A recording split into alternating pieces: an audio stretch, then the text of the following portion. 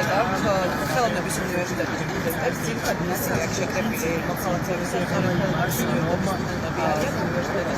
რომლის დეკანი და 4 სტუდენტი არის დაკავებული უკვე 2 კვირაზე მეტია სისხლის სამართლის კოდექსის ერთ-ერთი მუხლით, რომელიც გულისხმობს ძალადობას. ჩვენმა მაყურებელმა არაერთხელ მოისმინა იმ ადამიანების პოზიციები სოლიდარობას უცხადებს დაკავება ჯორბენაძის და მის 4 სტუდენტს ხელოვან ადამიანებს ივიცით ადამიანის შესახებ და პოლიტიკურ დევნად, პოლიტიკურ ანგარიშწორებად ფასდება.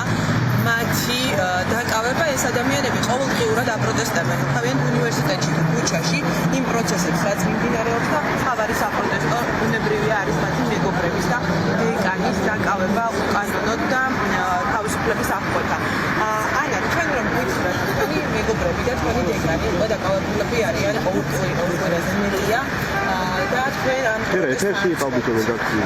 რა გინდა გითხრათ მათ და რა გინდა გითხრათ ხელისუფლებას, რომელმაც ისინი უკანონო პატიმრობაში უკანონოდ დააკავა შეიძლება ითქვას. პირველ რიგში ჩვენ იმიტომ ვართ შეკრებილები, რომ ვითხოთ უკანონოდ დაკავებული პატიმრების განთავისუფლებას. ჩვენი უნივერსიტეტის 4 სტუდენტის და ჩვენი დეკანის და სხვა ხელოვანის, მაგალითად თბილისში 2 მსახიობი ახლა დაკავებული და ჩვენთვის მთავარი მოთხოვნაა, რომ გამოუშვა ეს ადამიანები და ვჯერა ჩვენ, რომ სამართალი იზრდება და ეს ადამიანები მალე შეუერთდება. მადლობა, თქვენ უსმენთ ადამიანებს, რომლებიც აპროტესტებენ დეკანისა და 4 სტუდენტის, ხელოვნების უნივერსიტეტის დეკანისა და 4 სტუდენტის უკანონო პატიმრობაში ყოფნას. ისინი 9 დეკემბერს დააკავეს და ამ დრომდე იმყოფებიან 2 თვიან წინასწარ პატიმრობაში. მათი სასამართლო პროცესი 28 იანვარს არის ჩანიშნული. ახლა გაიმართება საპროტესტო მსვლელობა.